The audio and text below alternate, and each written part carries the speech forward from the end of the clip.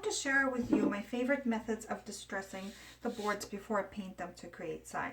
The first most obvious would be the hammer, and I use that to knock down some of the perfect edges and corners around the board, making it look more old and distressed and weathered. I like to use pine because it's very soft and easy to distress.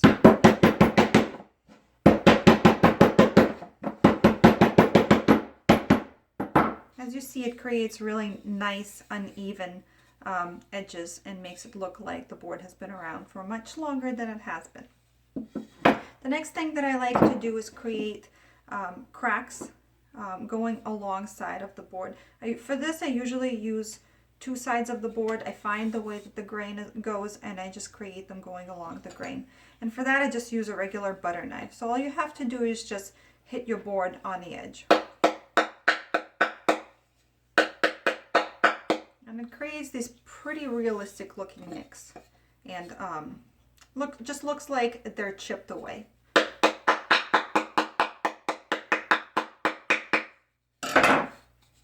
So that's another method I like to use. Some of the other tools that I like to use are a chain. The reason I like to use a chain is because it always falls on the board randomly. So different ways that I like to use it is just bunch it up and throw it right on a board. Or you can also just hold it and hit it. Another thing I like to use is this homemade thing that I made. You just use any metal objects that are different sizes and shapes, and I just like to hit the board with it. They also always fall randomly and create different types of nicks and cracks in the board. Another thing I like to do is use this bolt. It's one of my favorite and most versatile tools. You can hit the board with the side of it, creating these really cool lines. Or you can use this pointy edge. I like to create faux termite holes. In nature, you will find them clustered, so I just like to make clusters of these all around.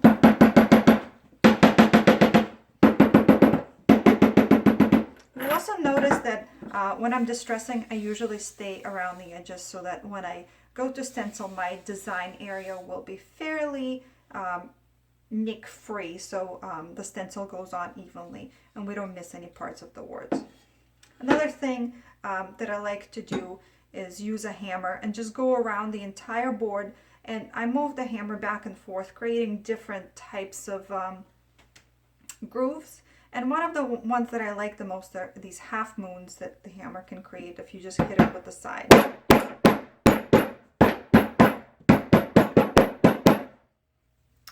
And I guess you can also use the other side of it as well. Just be creative. All kinds of different metal tools will work for this. So as you look at it, it also already looks pretty beat up, but all of this starts to show up a lot more once you stain your board. So we're going to protect our surface, and I like to create this faux stain out of acrylic paint. And the reason I don't like to use stain is because it takes so long for it to dry, and usually it takes about 24 or even more hours to dry in order for us to move on to the stenciling part. But I find that watered down paint works just as well and creates the look that I like. So I actually don't like to use oil-based stain. So I just use these foam brushes. I take the handles off of them. I prefer it that way. And I just use watered down paint and rub it right in. I like to rub it in really well so that the paint seeps into all of the different grooves that we just created. I prefer not to see any raw wood. With my faux stain, I usually take a piece of paper towel because this paint is fairly wet, and then just wipe it down. If you find any areas that you have missed, you can just push paint right into those areas.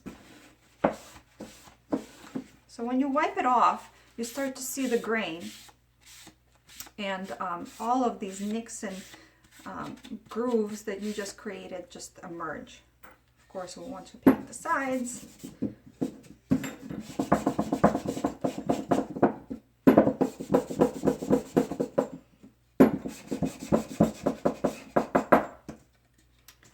And once your board is dry, you can also sand it around the edges and on the entire surface to create even a more distressed look. I hope this helps you distress your signs and that you enjoy this video. Thanks.